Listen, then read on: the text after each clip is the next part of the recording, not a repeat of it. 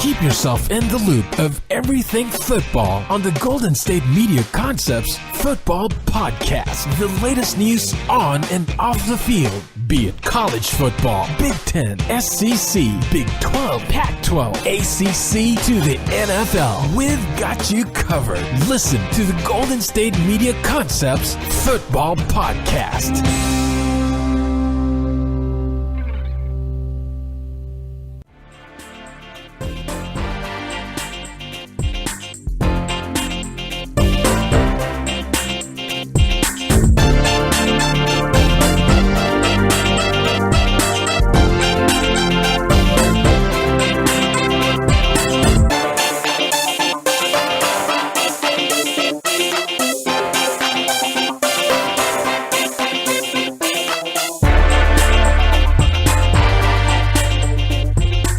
And welcome to the GSMC Football Podcast, brought to you by the GSMC Podcast Network. I am your host, Jeff Malanoff, and with me is my Terrell Owens to my Donovan McNabb. I have here Mark Souza. That's my quarterback.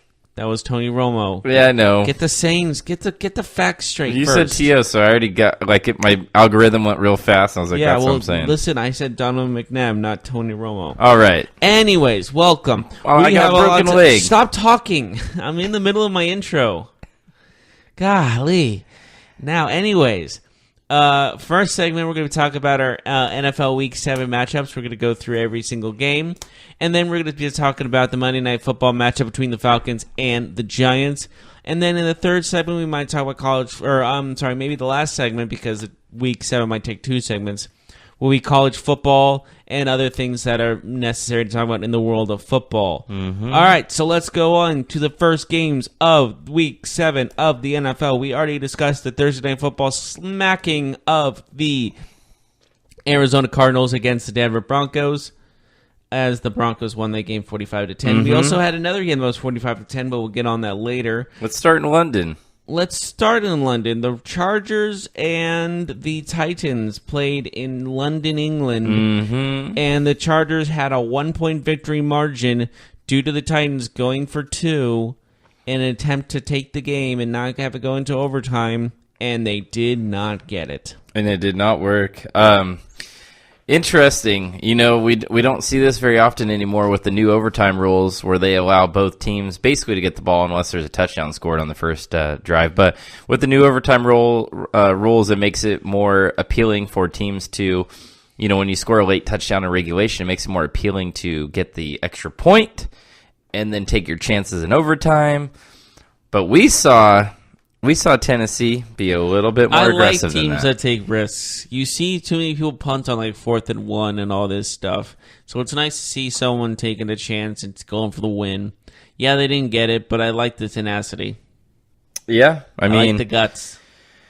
It is one of those things. If they would have won the game, then we're talking about what a gutsy call. I'm still talking about how it was a gutsy call. It just was been more positive. But it looks reckless when you don't get it. You know what I mean? Like, it's gutsy, yes, but reckless and maybe ill-advised, right? Going to the prayer. What's the going to the prayer one times too often, or going to the, what's the word I'm looking for? There's a saying. Going to the woodshed. To the well. Going to the well, thank you. Woodshed, one time too often. Mm-hmm. So that's what happened. So interesting. The Chargers win again. The Titans continue their slide. They fall to 3-4. Chargers 5-2. I mean, I watched some of this game. I saw some of the highlights. It was a little bit early considering it was in London, but it was nice to see Dion Lewis actually get the ball and do things for Tennessee. Derrick Henry, again, just not producing. He had a touchdown, though. Yeah, a 1-yard plunge. I get it, but he didn't do anything. Still a touchdown.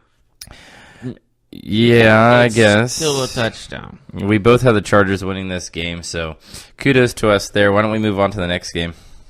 The next game we will talk about is Texans against the Jaguars. Jaguars just did not show up for this game, and to a point where Blake Bortles got benched and replaced by Cody Kessler. Mm-hmm. And Cody Kessler scored the only touchdown of that game for the Jacksonville Jaguars as they fall to the Houston Texans 20-7.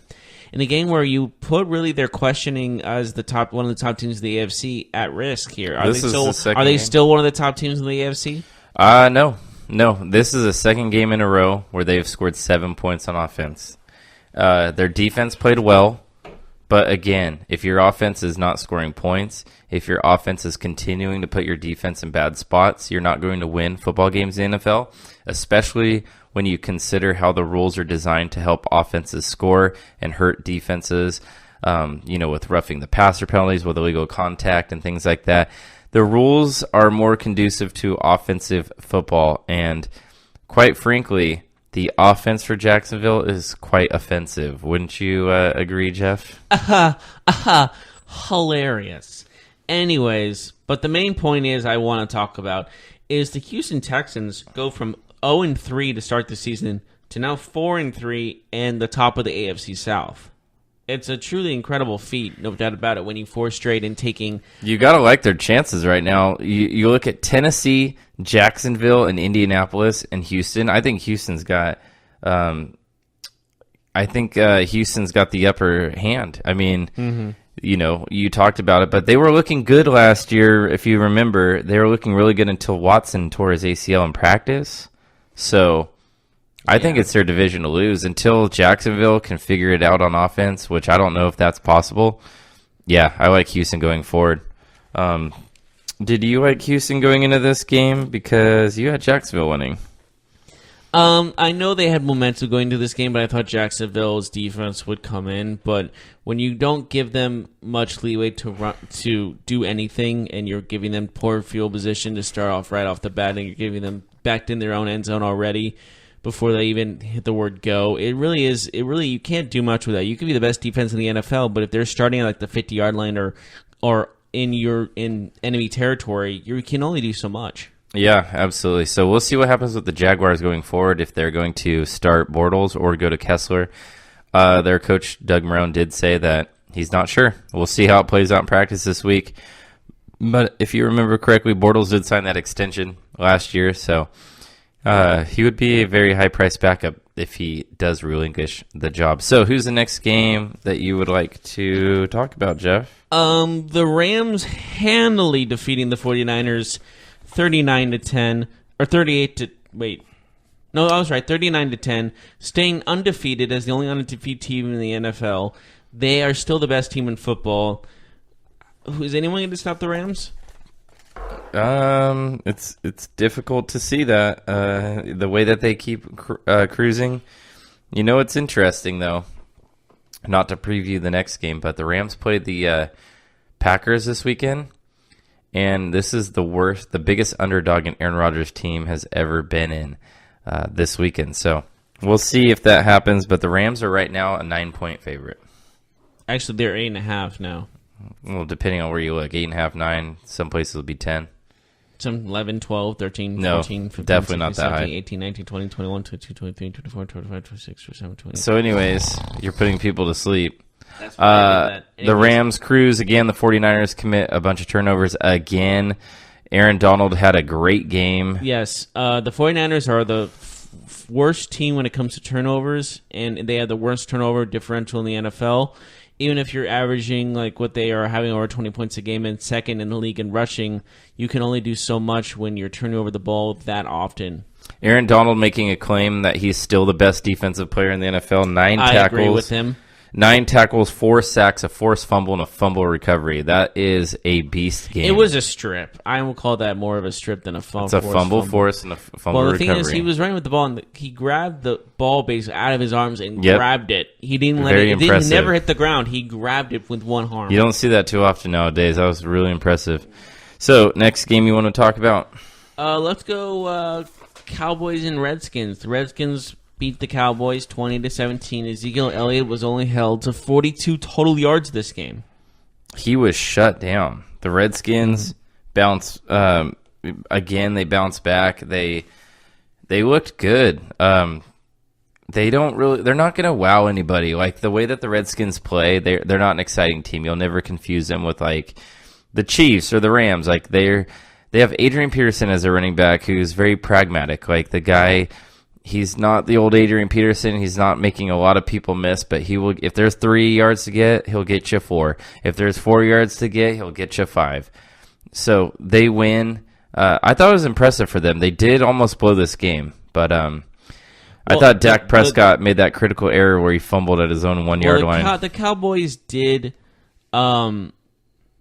The Cowboys did have a field goal to tie the game, but then a false start happened. Yeah, and then he hit the upright. And then the 52-yard, it was under 50 yards to now 52 yards, and he clanked it. Yep.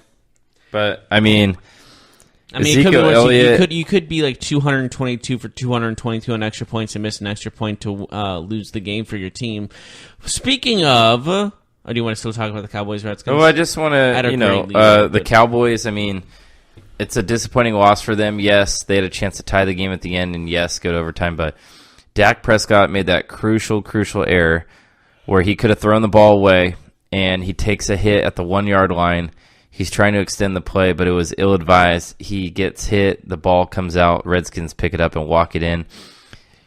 They almost recovered from that, but man, that when you look back at that game, that's the critical error that stands out. Everybody will talk about the missed field goal, but I think that's where the game was lost when Dak made that play. Adrian Peterson had 24 rushing attempts for 99 yards. And see, he gets 3 to 4 yards a carry, like 4.1 actually. Yep, and he gets those yards, and they're tough 24 yards. 24 attempts, that's quite a lot. He's been getting about that many carries every game. He's consistently, they're handing him the ball inside.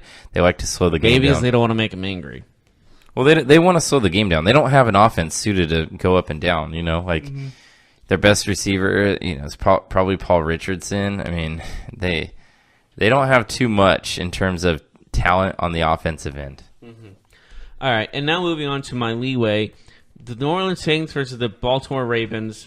Tough one. The New Orleans Saints get out with the skin of their teeth intact, basically, and just barely winning this game as Baltimore had the touchdown. They were going to tie with an extra point.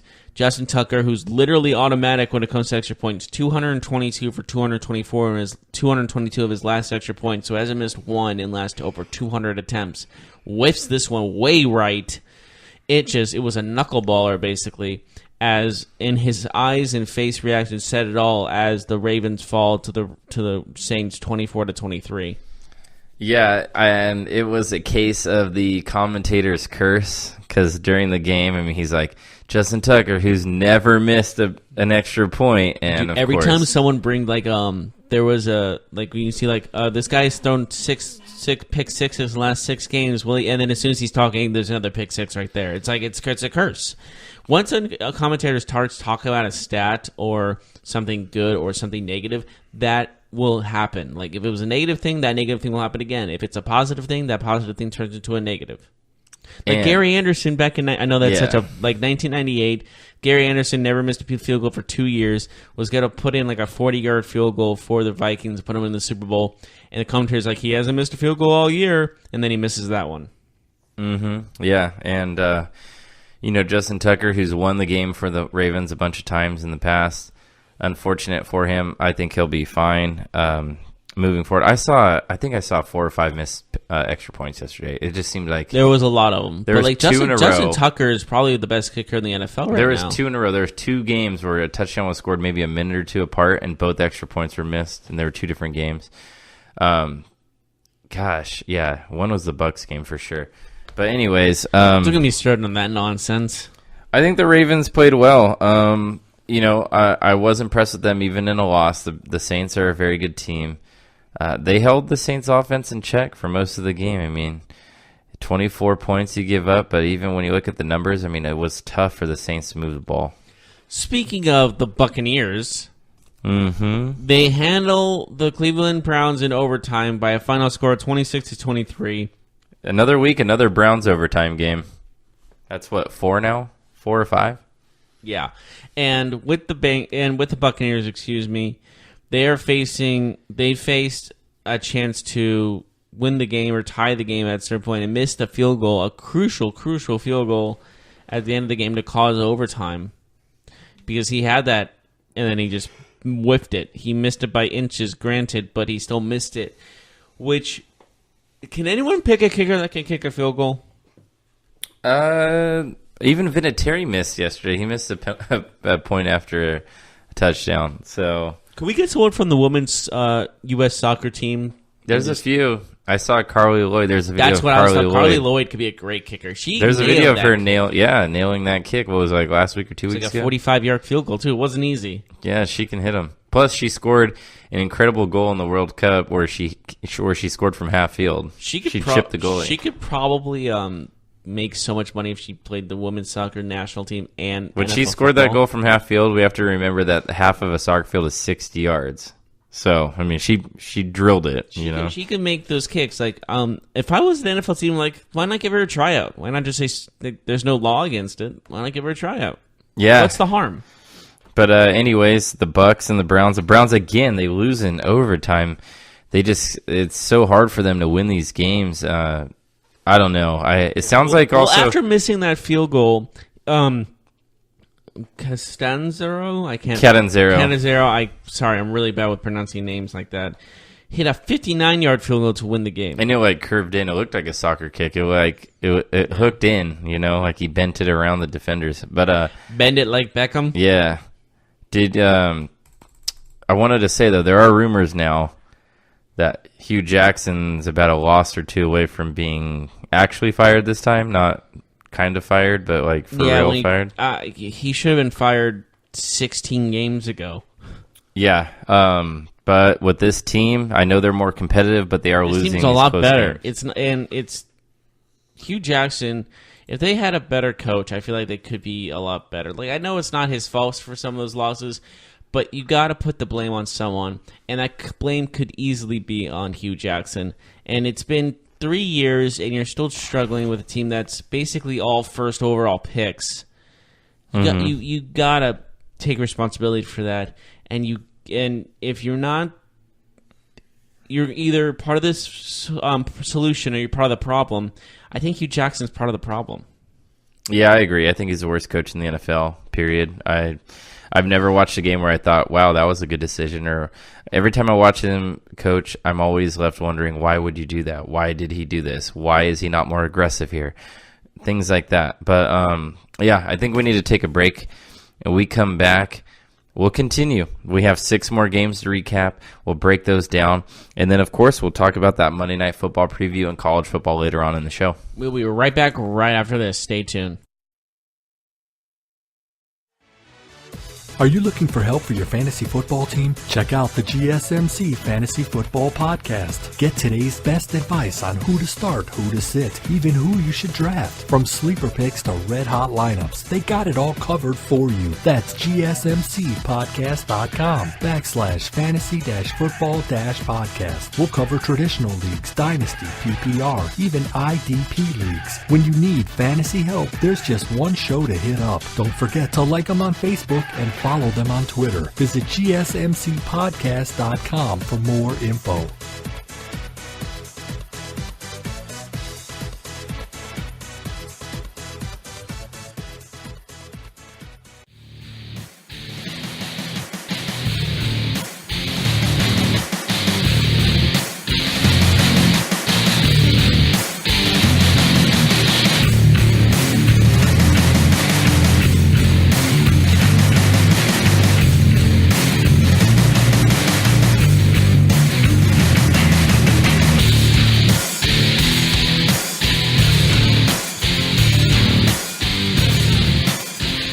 And welcome back to the GSMC's Football Podcast.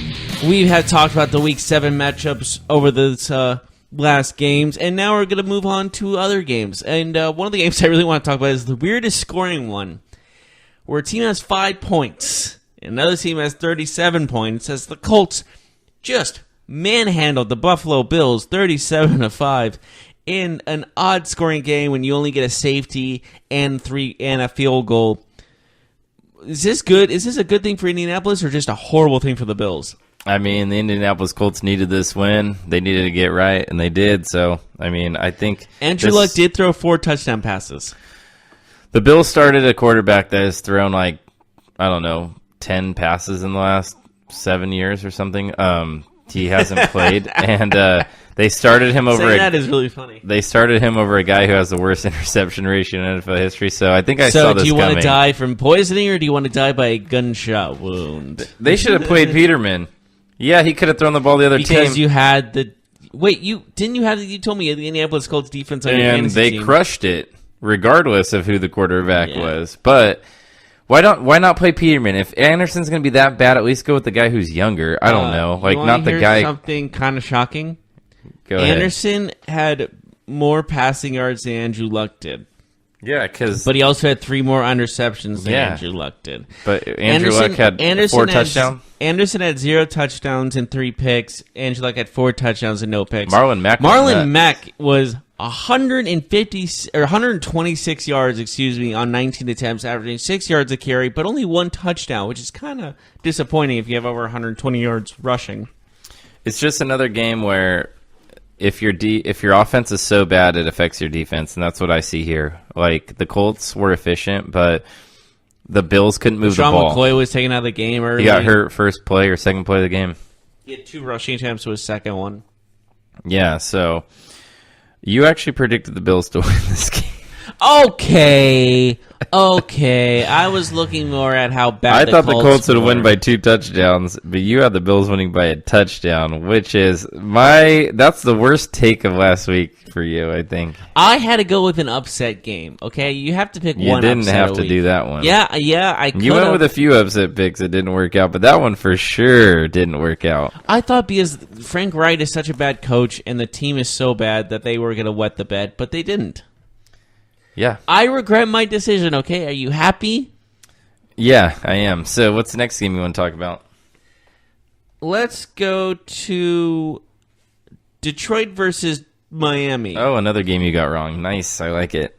I got like every game wrong. Okay? You thought Miami would win by 3 touchdowns, by the way. Shut your face. Ouch. Shut your face. Shut your face. But they lose by 11. I will walk out. Let's talk about the game. People want to know about the game. Detroit wins 32-21. Matt Stafford had 217 yards passing with 2 touchdowns. And on the other side, Brock Osweiler had 239 yards and 2 touchdowns. So it was even on the quarterback, Brock Osweiler. So it was even on the quarterback standpoint and the quarterback situation. But I think what really turned the tide was the rushing game because Kerryon Johnson, 19 attempts, 158 yards and 8.3 yards per carry.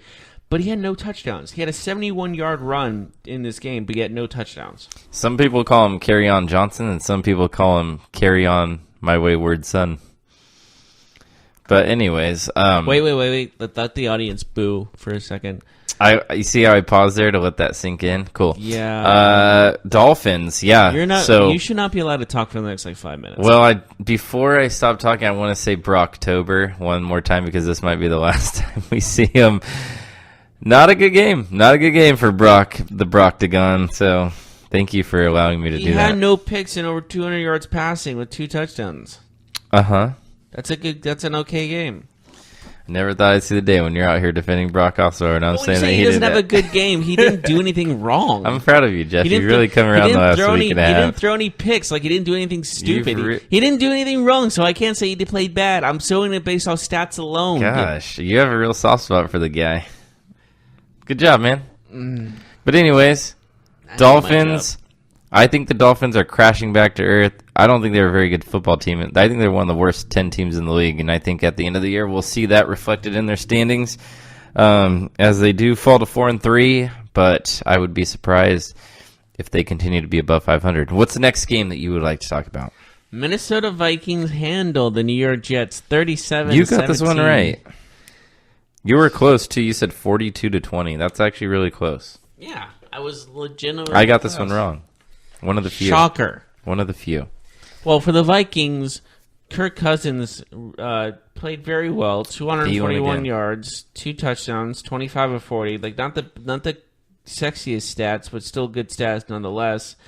Latavius Murray had 69 yards rushing with 2 touchdowns. Thielen again had over 100 yards receiving with 9 receptions. So I've got a Thielen. That's 7 weeks in a row with over 100 yards, which is I believe that's all time now. I could be wrong on that, but They need to give the ball to Diggs. 14 targets, but he only had 8 receptions, 33 yards. Come on. That's not the team's. That's Diggs' fault. You get 14 targets. No, I saw every one of those targets, and Kirk Cousins, for some reason, throws dimes to Thielen, and he throws these contested passes to Diggs. It's frustrating as a fantasy owner of Stephon Diggs. But anyways, Vikings take care of business. That's why you're so biased, you. Vikings take care of business. Nice win for them. They're getting back on track. They're trying to get that form that they had last year. They're now 4-2-1 after a tough start. The Patriots, I'm moving on. The Patriots narrowly hanging on against the Chicago Bears in a 38-31 victory for New England. It was kind of an easy win. It was a one-score game, dude. Yeah, but the Bears scored late to make it a one-score game and then an onside kick. Trubinsky led his team in passing and rushing. He had 333 yards passing with 2 touchdowns and 2 picks, as well as 81 yards rushing with 1 touchdown. He ran 39 yards on one play at one point. When you out-rush and out your running back and then you are the leading passer, you did something right. He had an all right game. I think the numbers are a little bit misleading. Like he did have a high amount of rushing yards. He did have a high amount of passing yards, but he did throw a couple critical picks, and he was about 50% completion percentage. He had some big plays, but he missed some other plays and caused some turnovers too. So it was a good game for him, though. I'm still impressed. Josh Gordon did have 100 yards receiving this game, so that's good for him. And now moving on to the Panthers and Eagles, as the Eagles were up 17-0 at this game at one point, and the Panthers in the fourth quarter, right? Rally back and come back and win this game 21-17, 21 unanswered points, takes the victory, and shocks the Philadelphia Eagles, the defending Super Bowl champions. Man, devastating loss for Philadelphia. They're now 3-4. You lose a 17-point lead at home. Zach Ertz did all he could. He had 9 receptions, 138 yards, 15 yards average. We had no touchdowns. But Carson Wentz had a pretty good game in his own right. 310 yards, 30 of 37 in passing with 2 touchdowns. So it wasn't the offense's fault at this point in time where you're looking. It's not Wentz's fault. It's not Ertz's fault. I think this is just the defense collapsing when it needed to come in and clutch the most. Do you think that the Eagles are in trouble? I would be concerned. But I'm not going to say trouble yet because I'm lying on the cold, hard ground. So they have 2 more losses. Trouble. Okay, what? They have 2 more losses than first place Washington Redskins. We're living in the parallel universe where the Redskins are good and the Philadelphia Eagles are bad. So what do you think about that? We live in the 80s. I don't know anything about that yet. Tell me in week 17 of the season. Eagles play the Jaguars this week. I think that's a must-win for both teams. That's a big game. To stay in playoff contention, I would agree with you. It's a big game. And now moving on to the next game, which is the last game. I don't think there's any other games we missed. Did we miss anything The Chiefs-Bengals. We had 2 games this week that ended 45-10. And they're both primetime games. Yeah. Thursday night and Sunday night football games both ended 45-10. The Chiefs dominating the Cincinnati Bengals. Not close. Yeah, there might not be a downhill for the Chiefs this year. Who knows? But Patrick Mahomes, 358 yards passing, 4 touchdowns and a pick. Kareem Hunt had his own rushing touchdown in his own right with 86 yards on 15 attempts. Tyreek Hill had 7 receptions himself for 68 yards and a touchdown. Travis Kelce had 5 targets, got caught 5 passes for 95 yards. This was just an all-out offensive slaughter for Kansas City. And when you're looking at the Cincinnati Bengals, they did not have an answer for anything. Yeah, I mean, I think we both knew that the Chiefs were going to come in and score points or playing a bad defense, but I don't think what we expected was that the Chiefs' defense would actually control the Bengals' offense, and they did. Dalton had a tough day. A.J. Green made some catches, but I think they limited him pretty well. Mixon was bottled up all night. The Chiefs' defense has been quietly playing a little bit better, Jeff, and they were the worst defense for the first couple weeks.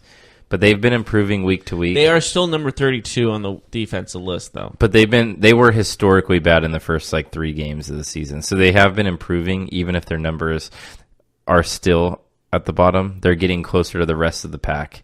Last night, their defense was very, very good. They had one of the best defensive performances of the weekend. Yeah, it was actually really surprising. They're still number 32 in total defense, which shows that this team can get in decline at one point. But yesterday right now, they gave up 240 total yards, which is phenomenal in the NFL. Yes, this team is still Super Bowl contending, so we will see how this team. They really just need the Chiefs really just need their defense to be not terrible. They don't have to be great. They just have to be, I don't know, give them a fighting chance, because that offense. I mean, it's another week where we see this offense be super dynamic. Mahomes, Tyreek Hill. One game it's Tyreek Hill. The next game is Kareem Hunt. Travis Kelce might be the hardest tight end to defend in the NFL. This team has it all.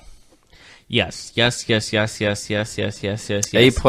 the Chiefs last night. I will pay money to see the Rams versus the Kansas City Chiefs right now. So you were talking about the Chiefs and being an Andy Reid team and this would be the week that they collapse because you picked the Bengals to win. So how are you feeling now? I feel foolish. So do you still think that they will collapse? It's still an Andy Reid team, so I'm not gonna. Guess who they play their next 3 games? They're playing good or terrible teams. The Broncos, the Browns, and the Cardinals. Okay, so they're not going to lose for another 3 games. They do play the Rams, though, in a month. That's why I promoted that game. Yeah. I November cannot 19th. wait for November 19th. In Mexico when the City. Chiefs play the Rams on Monday Night Football at 6:15 Pacific Mountain Standard Time. Yeah, so... You got it. I don't know why I said Pacific Mountain because I'm going to say I pulled a Jeff here and said, all right, Jeff. it said 6:15 p.m. and I swear to God, let me take this over. Can I finish? I said I saw it at 6:15 p.m. and for some reason I thought it meant Pacific Mountain Time, which makes 0 sense. What does AM and PM even stand for? Oh, God. Anyways. Do you know? I want to get back to football. But this is about football. This is about. We're going to tally up the score between me and you for the predictions. All right? You won. I know you already won. I got, 5. I got 10 out of 12. You got 1, 2, 3, 4, 6 out of 12. Yeah, in your face. Yeah, you lost. I know. All right, but that's fine. Let's take a break. We're going to come back. We're going to do the Monday Night Football preview tonight as the the wrong bird. Again, I've been making the wrong bird. Pick a bird, man. It's the Falcons, the Atlanta Falcons. Where are they from? Atlanta. Okay, they're the Falcons of Atlanta versus and they're hosting the Giants of New York. The New York Football Giants. And we'll talk about that right after this. Check out the show that's built on the MMA. From the UFC to extreme cage fighting, they got the fights covered. Check out the GSMC MMA podcast. Get the latest news on past or upcoming fights. Join us as we talk to and about some of the biggest names in the MMA, past, present, and future. When it's the fight game, there's just one show to check out. GSMCpodcast.com/MMA-podcast. Don't forget to like them on Facebook and follow them on Twitter. Visit GSMCpodcast.com for more info.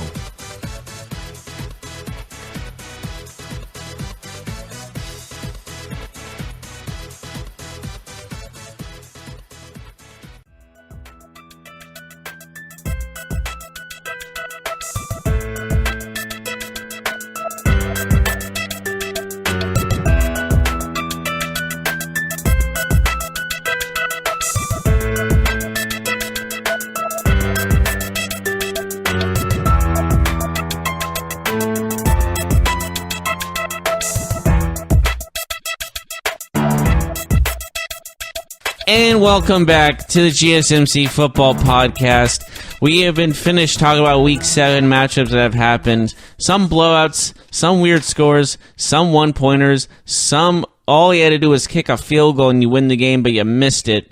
So now we move on to Monday Night Football, where the Atlanta Falcons take on the New York Football Giants. And looking at both their defense and offense, the Falcons have the 8th best offense in total offense category, yards per game, but the 29th worst defense in the league. When all push comes to shove, this team is back and forth when it comes to offense and defense, and their 2-4 record shows it. They're playing the 1-5 New York Football Giants, who are 23rd in total offense, but yet 15th in total defense. For a team that's 1-5, that's kind of impressive, having a team 15th ranked anything. And when it comes to yards per game, rushing, that's where they are at their worst, because they both give up over 120 yards rushing per game.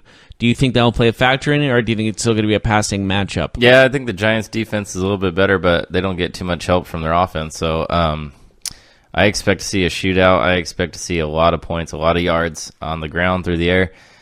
Yeah, I think that we will see the running backs play a key role in this game, but I would say that they probably make their presence felt a little bit more in the passing game, as the Falcons allow the most passing yards to opposing running backs in the NFL. Well, tonight they get to see that man, Saquon Barkley. You know, he's a great player. He's a tough runner, but he can make plays in the passing game, very dynamic, and I think that they will have fits trying to cover him. They might have to use more than one linebacker. They might have to put a DB or a safety on him. But we know the Falcons have been beat up. They've had some safeties injured out for the season. They're kind of a beat-up team. This is an interesting game for the Falcons. I don't think that it's as easy as one would think. What do you think about that, Jeff? I think that this game is, if the Giants have any hope of winning, they got to ride Saquon Barkley. Because 121 yards giving up on rushing really shows the fact that this team needs to ride Barkley until the end of this game. I would say he gets 100 rushing and maybe 100 receiving. I'm going to say 121 yards rushing and 121 yards receiving. That's a ton of yards. Okay, but I will say he might pass that 120-yard mark, rushing wise. I mean, maybe. There's a possibility. They cannot rely on Eli Manning like they have for the last 10 years. Eli Manning is done. In my opinion, he's done. He's not the best quarterback. Yeah. He's maybe one of the worst quarterbacks in the league at the moment. And if they keep trying to throw the ball and trying to just keep forcing him to throw the ball, they're going to keep losing games. And they might even end up with the number 1 pick in the draft if they keep relying on Eli Manning and not focusing their offense on Saquon Barkley. Well, I think we both think Barkley's going to have a big game, but I just think they're going to use him more in the passing game. Short passes, screen passes. He's going to be their focal point. They'll try and hit a couple over the top to Odell. I think, obviously Odell wants the ball. He wants the ball down the field. I think he'll get his wish today. I just see a high-scoring game. But do you think the Giants actually have a better chance than some people are giving them credit for tonight? Yes, because of how bad the Falcons' defense is. Like I said, the Giants need just to capitalize on that and take advantage of their weak points. And overall, if they just hold, I think if they hold the Falcons to a couple of touchdowns, maybe even 3 at most, maybe at least, they can still win this game because both defenses are adequate, below mediocre. So, what do you think about the news that Devontae Freeman is on IR? He's out for the year. Does that affect the Falcons? Does that change anything? Well, as the Falcons are not known for their running game, this doesn't put a big... if it was Julio Jones, it'd be a humongous factor compared, but it would still hurt losing a guy like Devontae Freeman. But them keeping Matt Ryan, Julio Jones, those two together are just so deadly. It's not going to change what they're going to do on their offensive side. Yeah, I don't know if they'll miss a beat, really.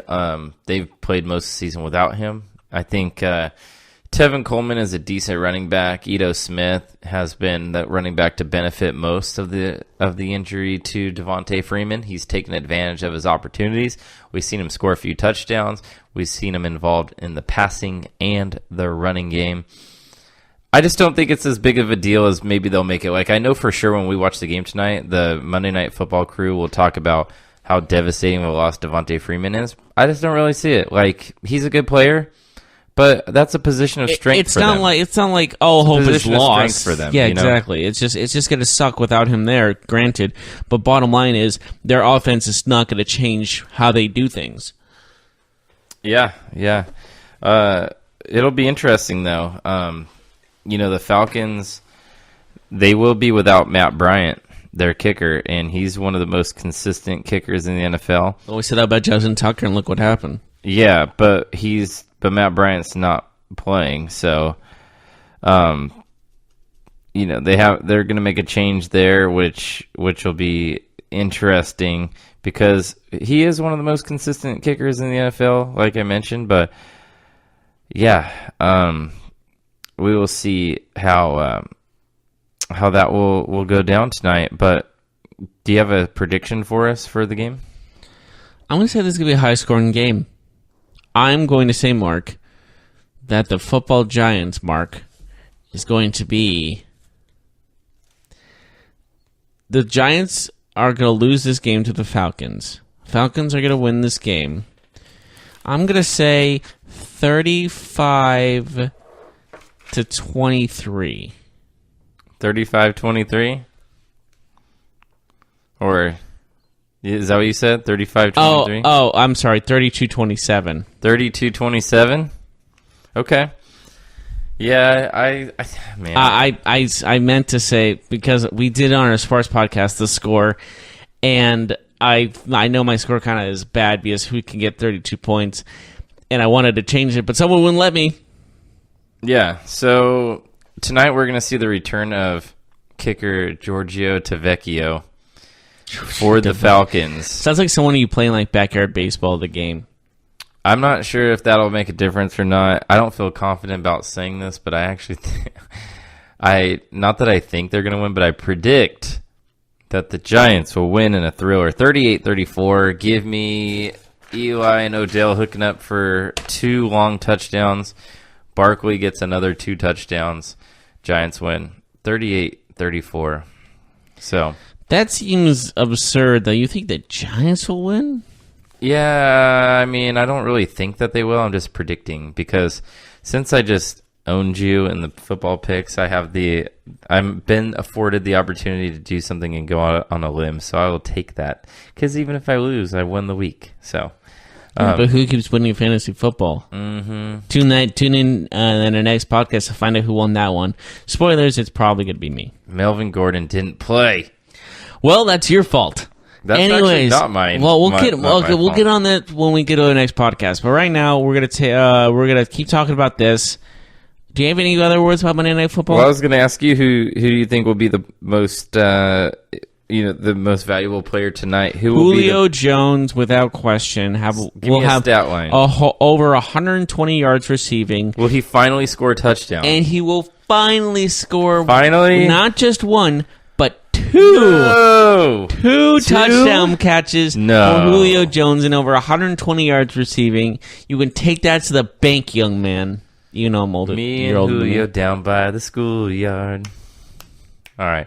Anyways. We should make a rule that we should never sing on the show. Julio let the dogs out. Who? Leo. He has over 120 yards receiving and 2 touchdowns. My gosh, I don't even know the last time he scored 2 touchdowns. Be honest with you, I think probably sometime last year. See a high-scoring game. Maybe more competitive than last night's game that got flexed into the national spotlight. Wouldn't you say? You want to talk about that? We can talk about that in the next segment. No, we're going to talk about next segment. We're going to take a break here. In the next segment, we're going to talk about college football, the upsets, the changes, who's in the top 10, who's out. And then we'll also talk about some other news in the world of football, including Le'Veon Bell. Is he back? We'll find out when we return.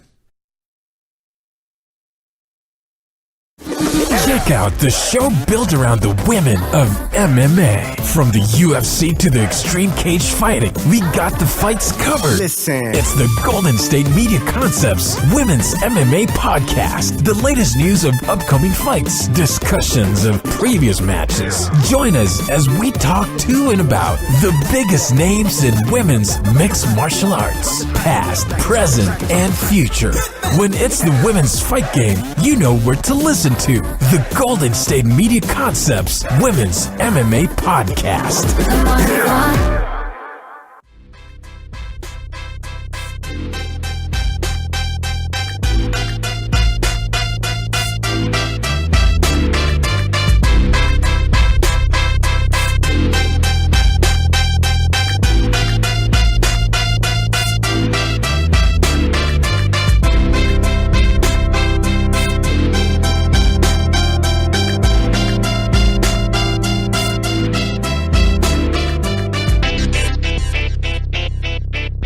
And welcome back to the GSMC Football Podcast. We finished talking about all the Week 7 matchups as well as the Monday Night Football preview between the Falcons and the Giants. Now we're moving on to the college football world. I think one of the main games we need to discuss right here, right now, unranked Purdue single-handedly destroying Ohio State's college football playoff chances, beating them 49-20, a 29-point blowout for Purdue, moving Ohio State from number 2 in the nation all the way down to number 11, might possibly taking them out of the college football playoff rankings and not have them go for a college football playoff, but maybe not even like a good major bowl game. What do you think?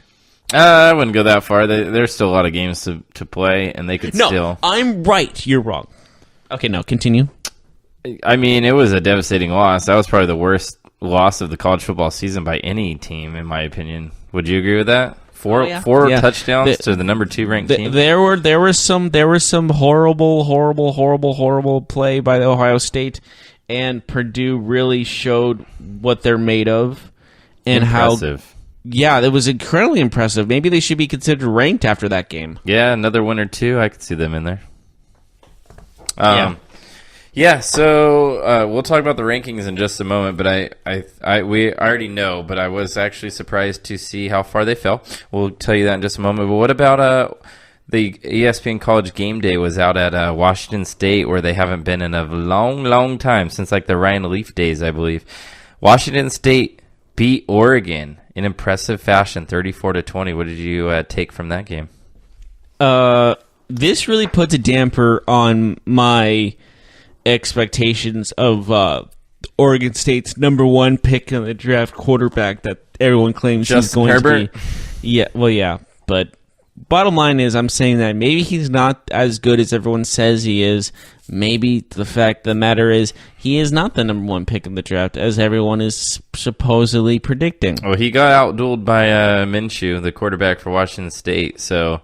But this game was surprising because Washington State was up 27-0 at halftime. And, Oregon comes roaring back. They pull within a touchdown. But at the end of the day, Washington State adds on another late touchdown to secure the win, give them a nice little cushion.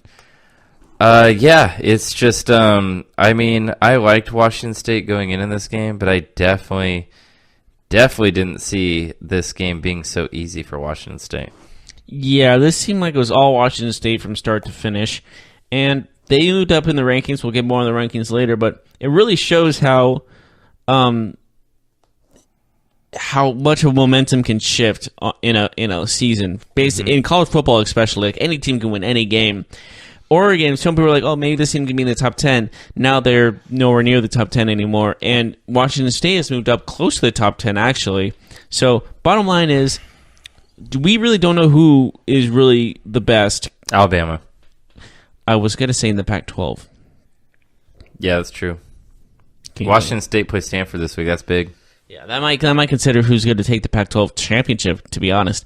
But yeah, honestly, Washington State has a good chance to take that. Washington is also good up there. Oregon. Washington won. They're up there.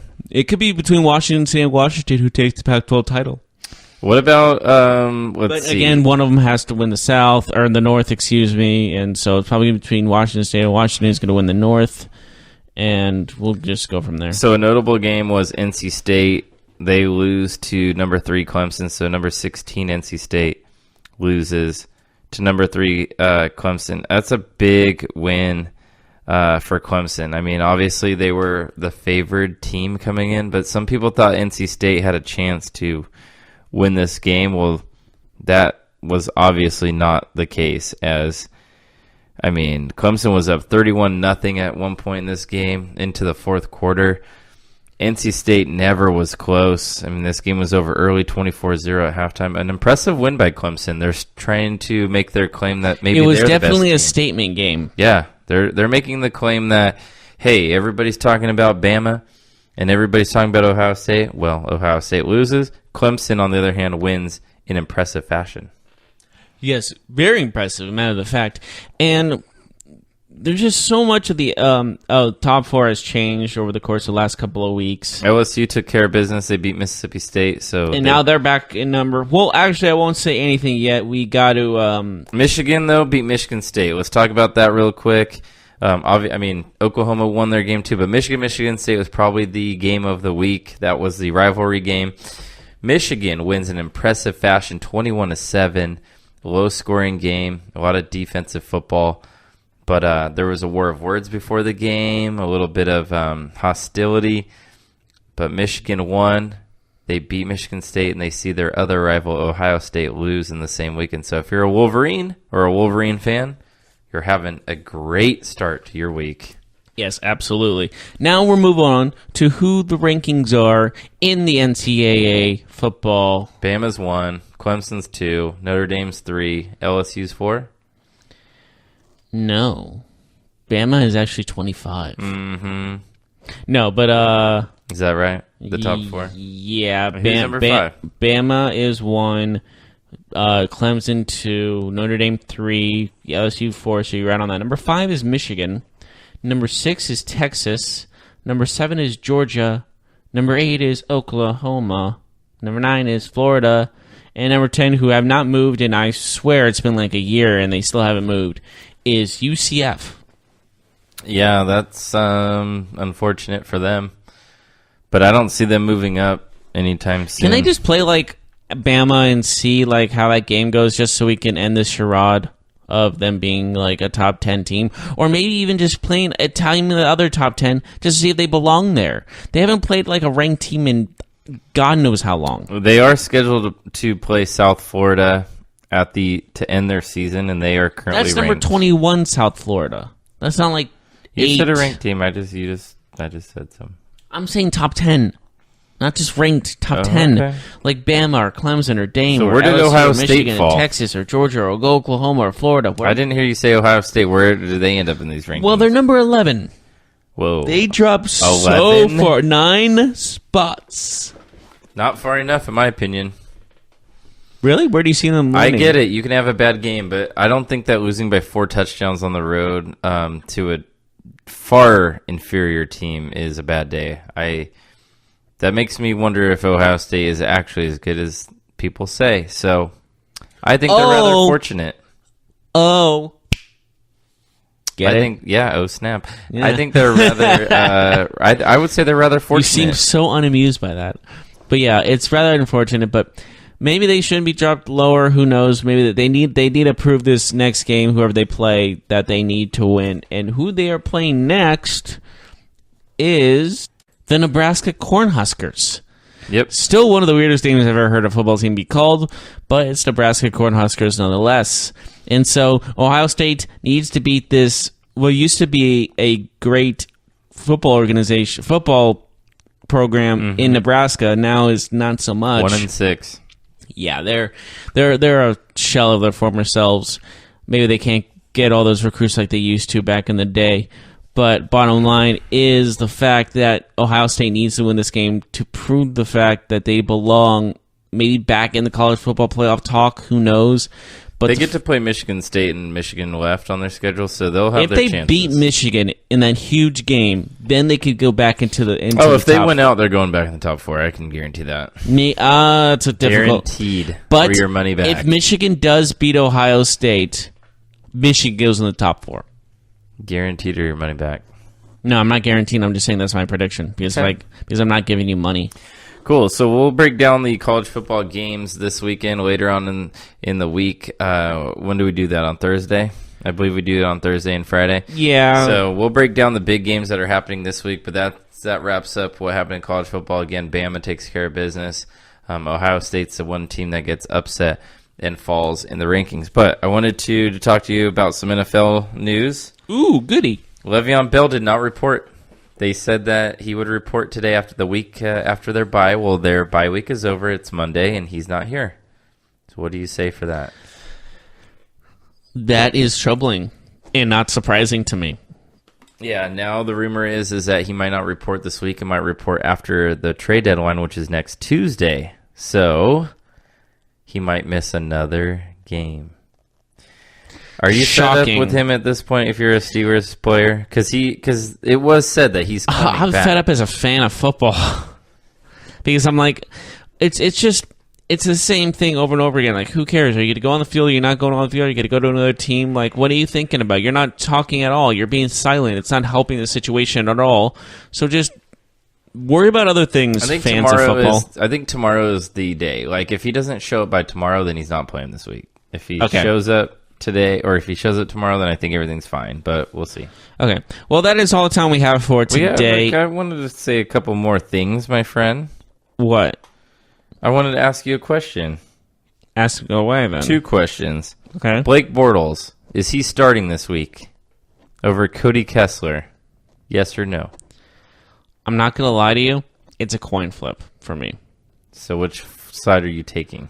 I'm taking the Blake Bortles side mainly because he's just that. They paid him all this money. He's the starter. You get one more shot. Do not miss your chance to blow because opportunity comes once in a lifetime. But bottom line of the fact is, he doesn't play this. If he gets benched this game and Kessler plays well, he's not seeing the field the rest of the season.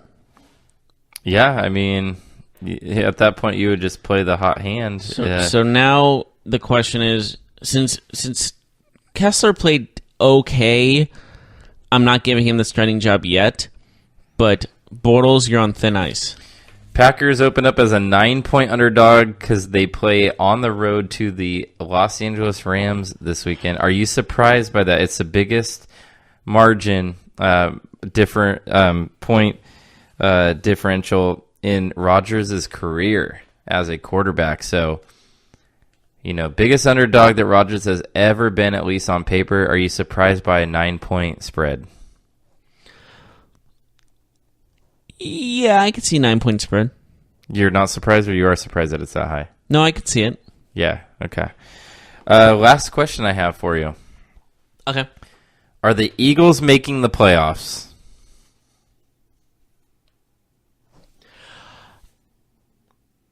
That's all then we have time for today. I'm going to say, as we're going to end this day, I will say no. You'll say no? The Eagles will not make the playoffs. The Redskins will win the division and make the playoffs. And the Eagles won't get a wild card. The Eagles will not get a wild card. I think the Eagles will be back, but we'll see. That is all that we have time for today. Please tune in tomorrow as we still continue to argue about football and more about football. And we'll talk about how good or bad Eli was last night and Matt Ryan. Well, tonight will be last night when we talk about it next time. So tune in on Tuesday. We will see you then. You've been listening to the Golden State Media Concepts Football Podcast, part of the Golden State Media Concepts Podcast Network. You can find this show and others like it at www.gsmcpodcast.com. Download our podcast on iTunes, Stitcher, SoundCloud, and Google Play. Just type in GSMC to find all the shows from the Golden State Media Concepts Podcast Network, from movies to music, from sports to entertainment, and even weird news. You can also follow us on Twitter and on Facebook. Thank you, and we hope you have enjoyed today's program.